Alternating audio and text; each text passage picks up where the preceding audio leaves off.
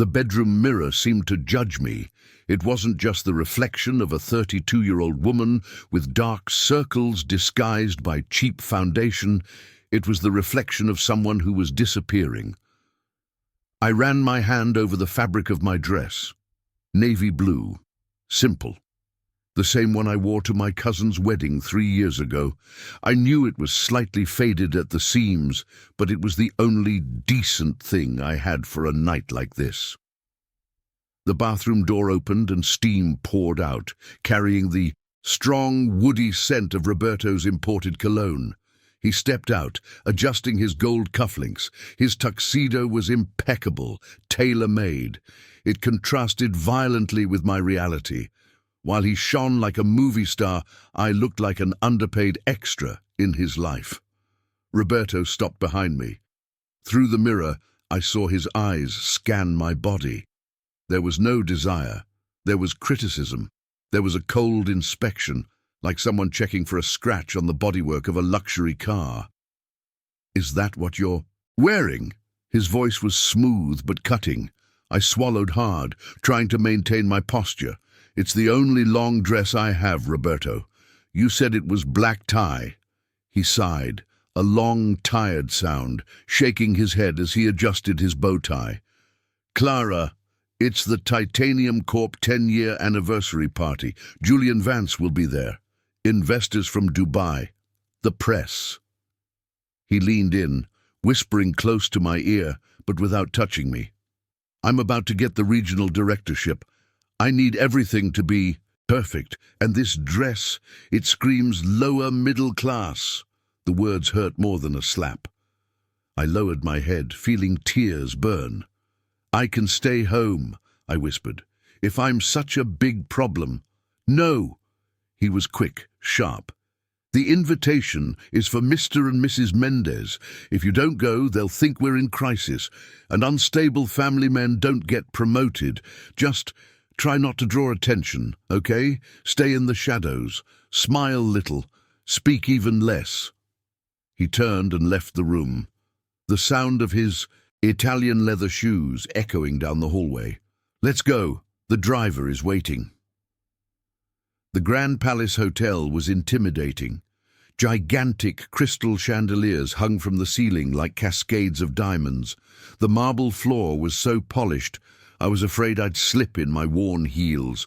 The air was cold, purified, smelling of fresh lilies and old money. As soon as we entered the main ballroom, the sound of conversations dipped and camera flashes went off. But not for me, for Roberto. He instantly assumed his mask of success.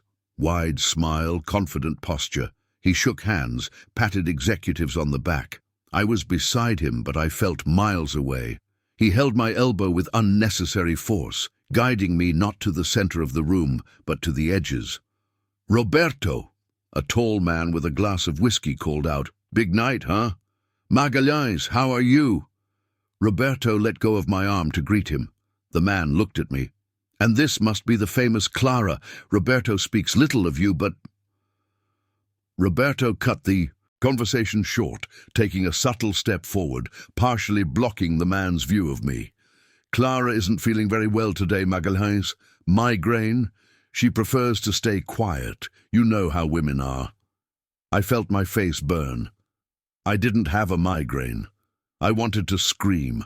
I wanted to say that I had a degree in art history, that I could talk about anything, that I had dreams before becoming just Roberto's wife. But I stayed silent.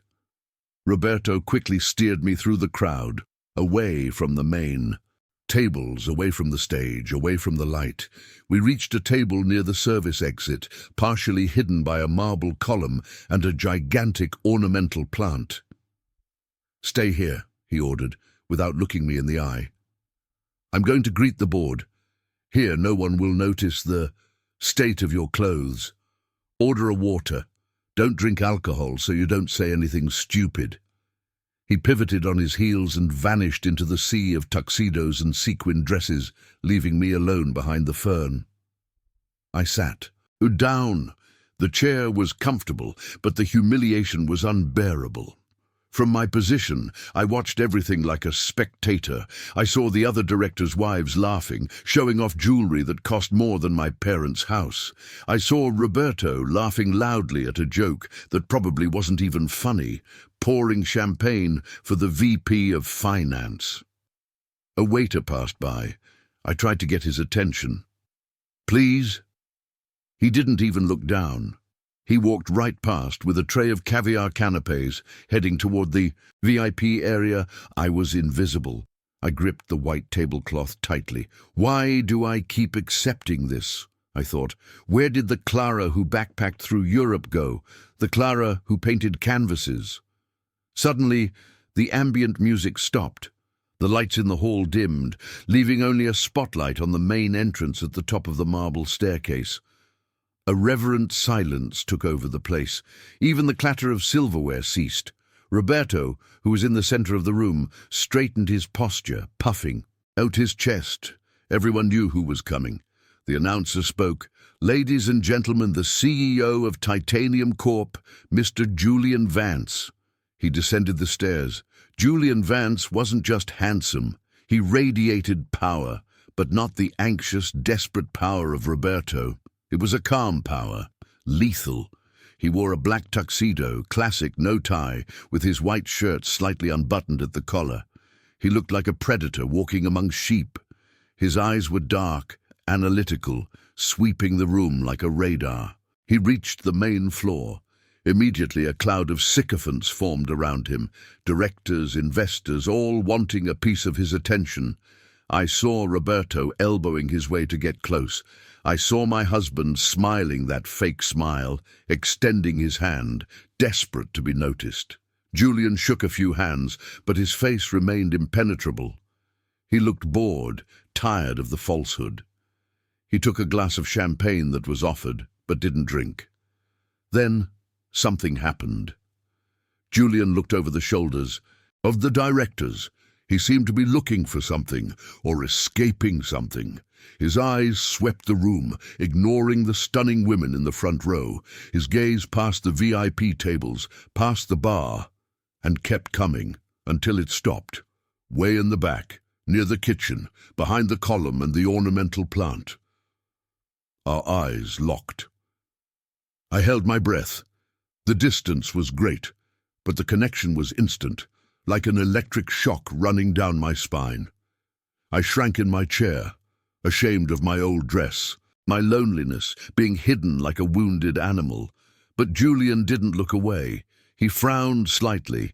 He handed the champagne glass to some random aide without even looking to the side. And then he started walking. Not toward the stage, not toward the board table. He was coming toward me. Roberto, realizing the boss's movement, smiled, thinking Julian was coming to him. Roberto took a step forward, opening his arms. "Mr. Vance, what an honor." Julian walked past Roberto without even slowing down. He didn't even blink. He left my husband talking to the wind, with his hand extended in the air, frozen in public embarrassment. The entire hall turned their heads. A murmur began to grow. "Where is he going?" My heart was beating in my throat. He was getting closer and closer, his steps firm on the marble. He walked around the column. He pushed aside a branch of the ornamental plant with his hand and stopped in front of my table. I couldn't move. I looked up, trembling. Julian observed me. For an endless second, there was no judgment in his look. There was curiosity and a strange, deep recognition. "Hiding a work of art behind a fern," his voice was deep, raspy, vibrating in my chest, "is an unforgivable crime in this company." He reached out his hand to me, a large, strong, inviting hand. "Are you all right?" he asked. In the background I saw Roberto's face. He was pale, mouth open, in total shock. I looked at Julian's hand, then at his eyes. I shouldn't be here." I stammered. "On the contrary," said Julian, and for the first time that night he smiled, a genuine smile. It seems you are the only real person in this entire room. Time seemed to have turned into molasses, slow, thick, and golden. I looked at Julian Vance's hand. There were no flashy rings, just long fingers and palms that looked like they had done real work at some point in life, despite the $1,000 suit. I hesitated. My eyes darted to Roberto, who was still frozen a few meters away, looking like someone watching a train wreck in slow motion. He made a micro-movement with his head, an imperceptible no, eyes wide with panic. He didn't want me to touch the CEO. He was ashamed of me. That was the last straw. I took a deep breath, smelling the scent of ozone and cleanliness radiating from Julian, and placed my hand in his. His skin was warm, firm. As soon as our fingers interlaced, he didn't pull me with arrogance. He gave me support to stand, as if I were made of glass. "What is your name?" he asked quietly, ignoring the 500 people staring at us. "Clara," my voice came out shaky, but audible. "Clara Mendez." Julian nodded, solemn. "Clara, a name that means bright, illuminated." He glanced at the fern where I had been hiding. "An irony to be in the dark." He placed my hand on his arm. The tuxedo fabric was soft, pure silk. "Shall we?" he invited. We started walking. It was the longest walk of my life. I felt the gazes burning my back. Women who had spent fortunes on designer dresses looked at me with hatred. Men looked with confusion. And Roberto followed us like a lost puppy. "Mr. Vance!" Roberto finally recovered his voice, hurrying to walk beside us, sweating cold. "Mr. Vance, sorry for the trouble. This is my wife. She's not feeling very well. I told her to stay." Julian stopped abruptly. He didn't turn completely, just turned his face enough to stare at Roberto with a gaze cold as a razor blade. "Your wife?" Julian repeated, his tone cutting. Yes, Clara. The dress isn't appropriate, I know. I apologize for the..." "The dress?" Julian interrupted, looking me up and down. For a second I felt ashamed again, the worn fabric, the faded color. But Julian smiled. "It's an authentic vintage blue, probably from the 90s. The cut is classic." He turned back to stare at Roberto. "In a sea of vulgar modern copies, your wife is the only one with her own style, Mendez. You should pay more attention." Roberto opened his mouth, but no sound came out. He turned red, purple, a mix of humiliation and contained fury. "Now, if you'll excuse me," Julian continued, "the band is about to start playing, and I hate dancing alone." Julian guided me to the center of the dance floor, leaving my husband planted in the middle of the lobby, watched by all his work rivals. The orchestra began playing a soft melody, weeping violins and a deep piano. Julian placed his hand on my waist.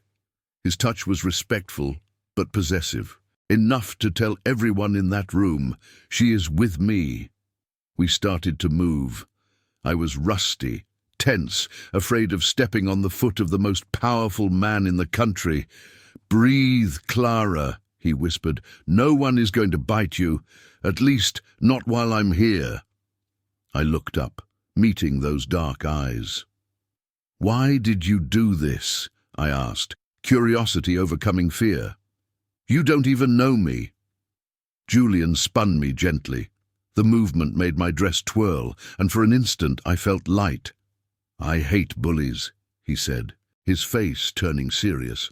"And I hate waste. I saw how he looked at you, as if you were a burden, a defective accessory. I'm not high society, Mr. Vance. I have nothing to offer at a party like this. Roberto says I hinder his image." Julian laughed, a dry sound. "His image? Clara, look around." He made a discreet gesture with his head. "Look at those people. Fake smiles, empty conversations about money they don't even have yet. They are holograms." He pulled me a little closer to dodge a couple dancing clumsily. When I walked in, I saw you. You were sad, yes, but it was a real sadness. You felt something, and that notebook in your purse. I saw the edge of it. Do you draw?" My eyes widened. I had brought my small sketchbook in my clutch, out of habit to draw if I got too bored hiding. "How did you—" "I observe details. It's my job. What do you draw?" "Landscapes, faces, sometimes feelings," I confessed, feeling my face flush. I wanted to be an artist. But life, marriage, bills. Art never dies, Clara. It just waits. He looked at me intensely. Maybe it's tired of waiting behind a fern. The music reached a crescendo. I felt dizzy, not from the spin, but from his intensity. For the first time in years, someone saw me. Not Roberto's wife, but Clara. The music ended. Polite applause filled the room. Julian didn't let go of my hand immediately. "I need to greet the Japanese investors now. It's protocol." He seemed genuinely annoyed to have to go. "But don't leave. I want to see that notebook. Promise you'll wait for me." The request sounded almost too intimate. I promise." He smiled, released my hand slowly and walked away, immediately swallowed by a group of executives in grey suits. I stood in the middle of the floor, still feeling the warmth of his hand on my waist. The world seemed brighter, until a hand grabbed my arm, and this time it hurt. I was dragged. Roberto said nothing in the hall. He smiled at passers-by, but his fingers dug into the flesh of my arm like steel claws. He pulled me out of the main ballroom, toward a side corridor leading to the restrooms and the kitchen. As soon as the heavy door closed behind us, muffling the music and voices, he released me with a shove. I stumbled, hitting my back against the cold wall. "Have you lost your mind?" Roberto hissed. His face was transfigured. The veins in his neck bulged. He no longer looked like the polished executive. He looked like a cornered animal. "Me?" I rubbed my sore arm. "He was the one who came to me, Roberto. What did you want me to do? Run?" "You should have refused," he shouted, then lowered his voice, looking paranoidly to the sides. "Do you know what they're saying in there? That you seduced him, that you are an opportunist. He was just being kind, something you haven't been in years." Roberto stepped forward, invading my personal space. I smelled the sour champagne on his breath. "Kind? Julian Vance isn't kind. He's a shark. He saw easy prey, a needy little woman in thrift store clothes. He's mocking me through you, Clara. Don't you realize he's testing me?" He complimented my dress. He said I have style. Roberto let out a cruel, bitter laugh. He was being sarcastic. "No one likes that old rag. You humiliated me, Clara. I'm fighting for the directorship and my wife is flirting with the CEO in the middle of the room." "I wasn't flirting. We talked about art." "Art?" He slammed his hand on the wall near my face. I flinched. "No one cares about your stupid scribbles. Grow up, Clara. You are my wife. You owe me loyalty. Now you are going back to that hotel, you're getting your things, and you're going to disappear." "What?" "But he asked me to wait." "Screw what he asked." Roberto grabbed my wrist again. "I'm going to say you felt sick, that you vomited, anything disgusting so he loses interest. You are leaving. Now." "No." The word came out small, but firm. Roberto stopped, blinked, as if he didn't believe what he heard. "What did you say?" I lifted my chin. My legs were shaking, but my heart was beating with a new strength, the strength Julian had awakened in me. I said, "No, I'm not leaving. He treated me like a person. You treat me like a broken object. I'm done, Roberto." Roberto narrowed his eyes. His look changed from anger to something more dangerous. Coldness. "Oh, really? Done?" He squeezed my wrist harder, twisting the skin. "Let's see how brave you are without the credit." Card I pay for, without the house I support. You are nothing without me, Clara, nothing. The pain in my wrist was sharp. Tears sprang to my eyes. Let me go, you're hurting me. I'm taking you to the car one way or another. He started pulling me toward the emergency exit. I tried to plant my feet, my heels skidding on the waxed floor. I was weaker than him. He was going to succeed in taking me out of there. He was going to throw me in the car, and I would go back to my life of shadows. The corridor door swung open suddenly. A blast of light and sound from the hall entered. I hope this is a rehearsal for a dramatic play, Mendez. The voice was calm, but charged with a deadly authority. Roberto froze. He dropped my wrist as if it burned. We both looked at the corridor entrance. Julian was there. He wasn't alone. 2 huge security guards with earpieces were right behind him. But it was Julian's look that was scary. He wasn't smiling anymore. He had taken off his tuxedo jacket, rolled up the sleeves of his white shirt, and looked ready for war. His eyes dropped to my wrist, where the red mark of Roberto's fingers was starting to appear. Julian took a step forward. The air in the hallway turned icy. "Because if you touched her with violence," Julian said, his voice dropping to a terrifying whisper, "your career isn't the only thing ending tonight." The silence that followed Julian's threat was deafening.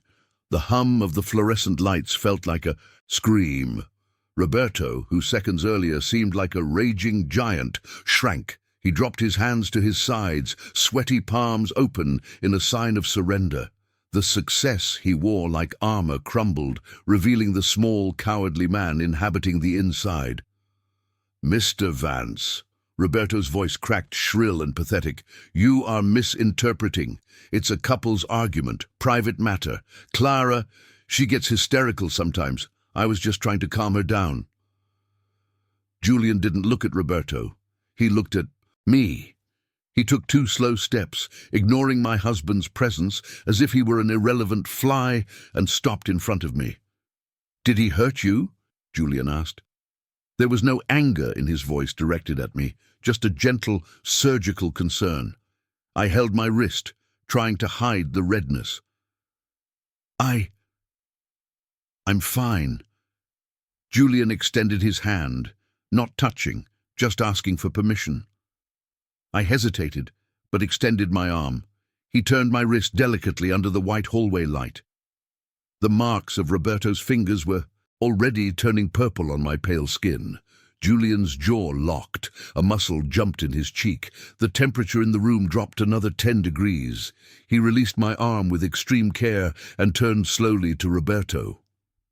"Hysterical." Julian repeated the word as if it were poison. "You squeeze a woman's arm until it marks the skin and call her hysterical." I didn't squeeze hard. It was the heat of the moment." Roberto backed away, hitting his back against the emergency exit door. "Mr. Vance, please, let's not mix personal life with professional. I am the lead candidate for regional director. My numbers—" "Your numbers are worthless if your character is rotten," Julian cut in. His voice rose in volume for the first time, thundering. "Titanium Corp values leadership, integrity.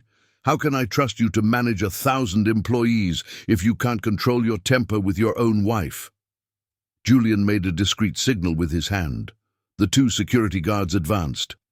"Get him out of here," Julian ordered, "and take his badge." Roberto's eyes widened in absolute terror. "What, Mr. Vance? No, you can't. I dedicated 10 years to this company. Clara, say something. Tell him it was a joke." Roberto tried to lunge toward me, but one of the guards, a man the size of a wardrobe, blocked his path with a firm arm to the chest. "Clara!" Roberto shouted, desperation taking over. "Are you going to let him destroy our life? Do you know what happens if I lose this job? We'll be in the gutter. You are nothing without my salary." I looked at him. For the first time in years, I saw him for real.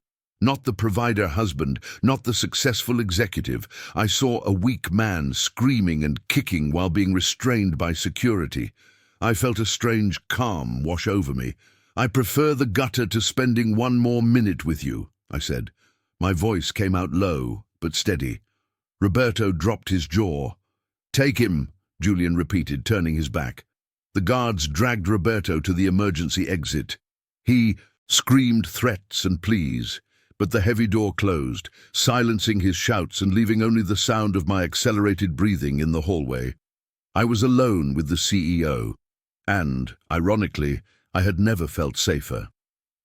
Scene 9. The Presidential Suite. The Refuge. Come, said Julian, the anger disappearing from his face, replaced by kindness. We need to put ice on that.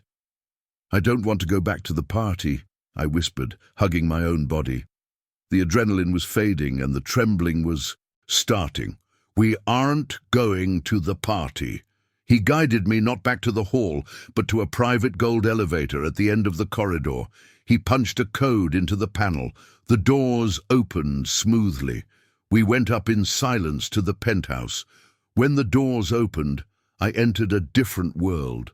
The hotel's presidential suite was bigger than my entire house.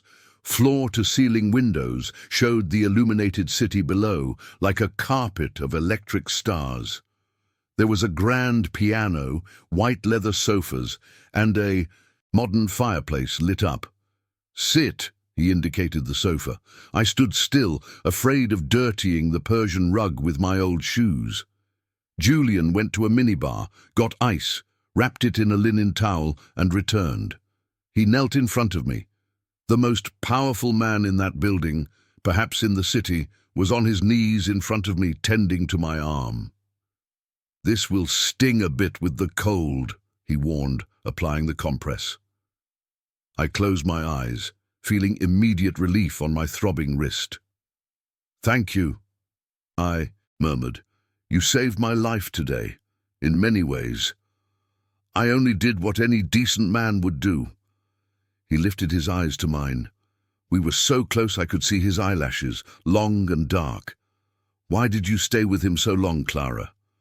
The question was direct, but not accusatory. I sighed, looking at the city outside. Fear, habit. He convinced me I was good for nothing, that my art was useless, that I needed him to eat, to live. When you hear the same lie every day for years, it becomes truth. Julian shook his head negatively. The bag, he said suddenly. What? Your bag. Where is the notebook? I was still clutching my small handbag tightly. I unzipped it with my good hand and took out the small sketchbook with the worn black cover. I handed it to him. My hands shook with shame. Those drawings were my soul, and my soul was full of scars. Julian sat next to me on the sofa. He opened the notebook. The first page was a quick sketch of an old lady on the subway, strong, expressive lines. The second, a dead bird on the sidewalk, surrounded by flowers. Julian flipped through slowly, with reverence. The silence in the room was only broken by the crackling of the fireplace and the turning of pages. He stopped at a specific drawing. It was a self-portrait. I had drawn myself looking in the mirror, but the reflection had no face, just a mist. The title underneath, written in shaky handwriting, read, The Invisible Woman. Julian ran his finger over the drawing, as if he wanted to wipe the mist from my paper face. This, he seemed breathless, this is visceral, Clara. There is so much pain here, but so much technical beauty. The way you work the shadow, it's professional. I felt hot tears run down my face. Not of sadness, but of relief. Someone had seen it. Roberto said it was a waste of time, I sobbed. Julian closed the notebook carefully and placed it on the coffee table. He held my face with both hands, wiping my tears with his thumbs.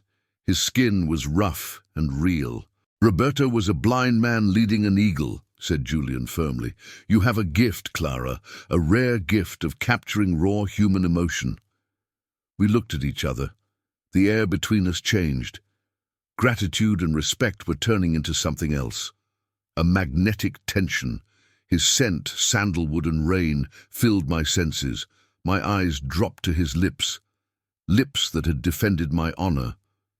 Julian leaned in slightly. I stopped breathing. My heart beat so hard it sounded like a war drum. But he stopped millimeters from my mouth. He respected the moment, my fragility, too much to cross that line now. He rested his forehead against mine. We stayed like that, breathing the same air, sharing a moment of absolute intimacy that was worth more than any kiss. "Clara," he whispered, "I have a proposal for you." I pulled back a little to look at him, confused. "A proposal?" Julian stood up and walked to the window. He seemed to be organizing his thoughts. When he turned around, CEO mode had returned, but mixed, with that passion for art I had seen before. Titanium Corp is launching a cultural foundation. We are going to invest millions in new artists, galleries, restoration. I've been looking for a creative director for months. Someone who isn't corrupted by the elitist market. Someone who has soul. He pointed to my notebook on the table. "I want to hire you." My eyes widened. "Me? But, Julian, I have no management experience. I'm just me. You have the eye. You have sensitivity. The management my team does. I need your vision. I need someone who knows how to find beauty where no one else looks, just like I found you behind that fern." He walked back to me and extended his hand again, as he had done in the ballroom. "Don't go back to him, Clara. Don't go back to that house. Stay. Take the job. Start a new life. Today. Now." I looked at his hand. It was an abyss. Jumping meant leaving everything I knew behind. It meant facing divorce, scandal, the unknown. But staying still meant dying by degrees. I remembered Roberto's look in the hallway, his fear. I remembered my faceless reflection in the drawing. I stood up from the sofa. The pain in my wrist seemed distant now. "I have nowhere to stay," I said, my voice trembling. "I left home with nothing, just this old dress." Julian smiled, a smile that promised everything would be okay. "The hotel is mine, Clara. You can live in this suite for as long as you need. And as for clothes..." He looked at his watch. "The stores are closed, but I know people. Tomorrow morning you will have a wardrobe worthy of the art director of the Titanium Foundation." He waited, his hand still extended in the air. "What do you say? Will you accept stepping out of the shadows?" I took a deep breath, filling my lungs with expensive air conditioning and the scent of freedom. I placed my hand in his.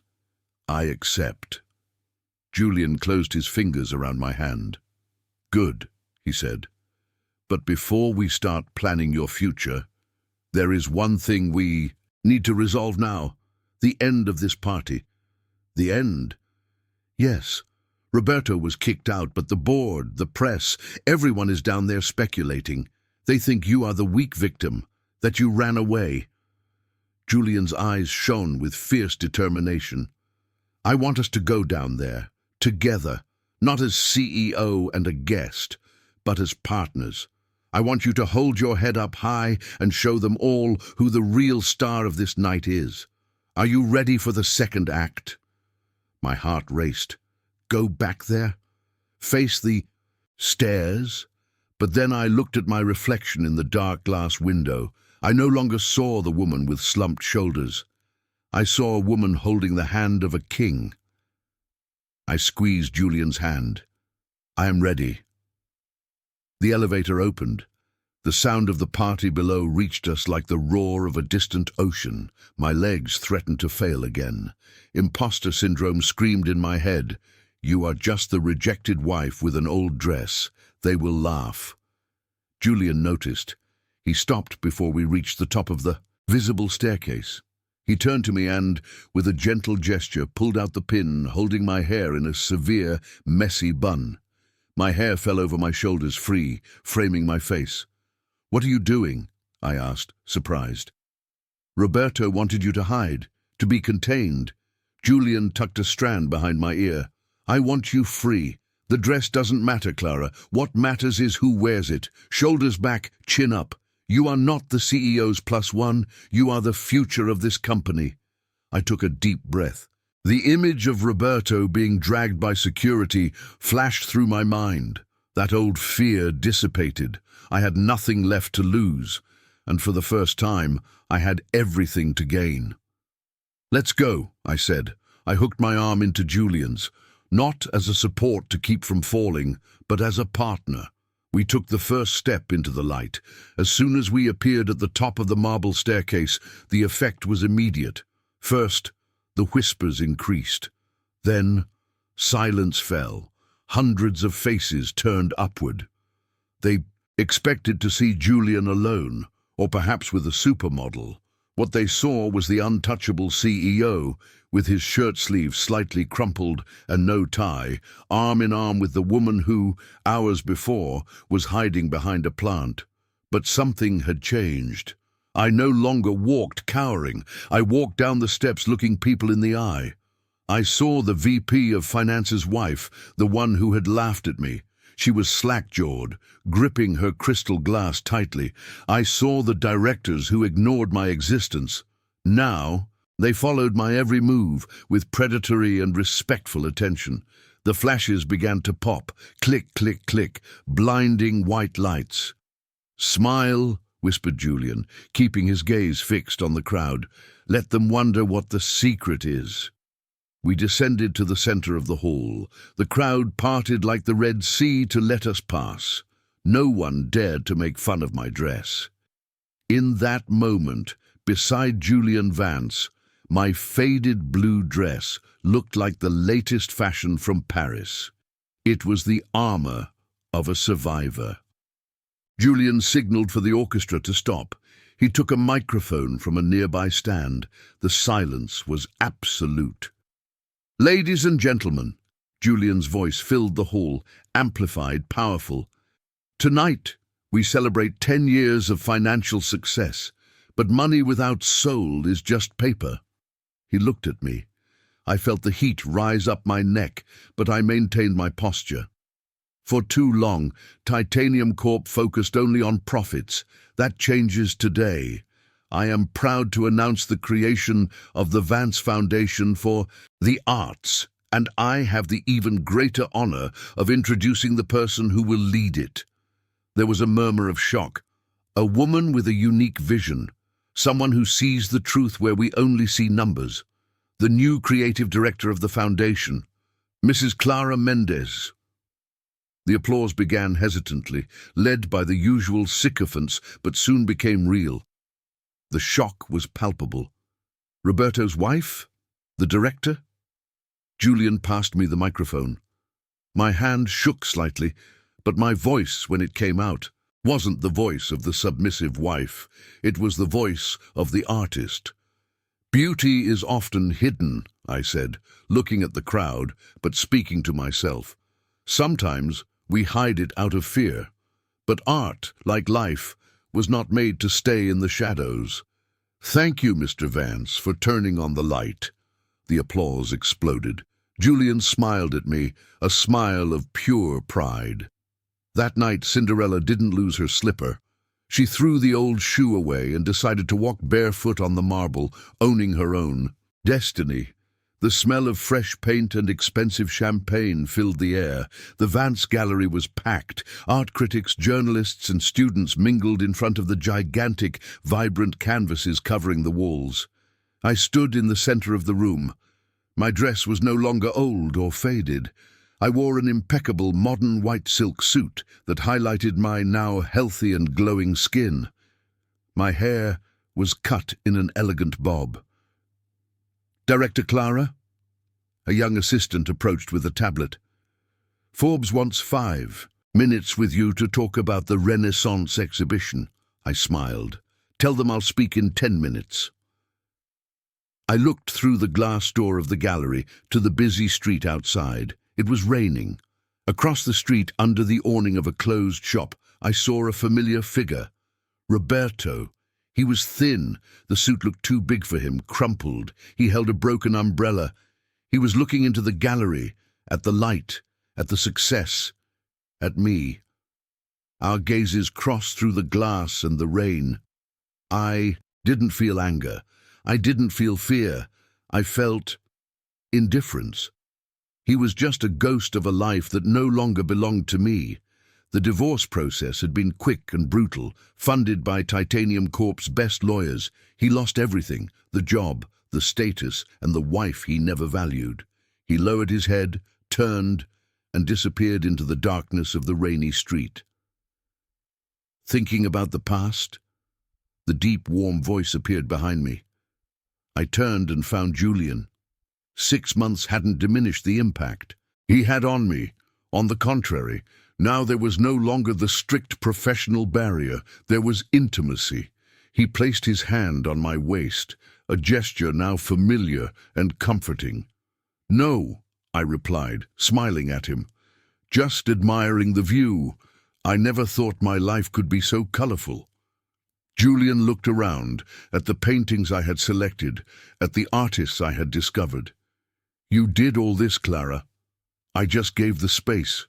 You filled it with talent." "You saved me," I insisted, touching the lapel of his suit. "No." He held my hand and kissed it right there in front of all the photographers. "We saved each other. I was drowning in a sea of superficiality. You were the only real thing I found." He leaned in. The world around us stopped. It didn't matter about Forbes, the critics, or Roberto's ghost outside. "Ready for the closing speech?" he whispered against my lips. "I'm ready for anything," I replied, "as long as it's with you." Julian smiled and kissed me. It was a soft kiss, a promise of a long and bright future. The flashes went off, immortalizing the moment. I was no longer the invisible woman behind the fern. I was Clara, and I was, finally, in the sunlight.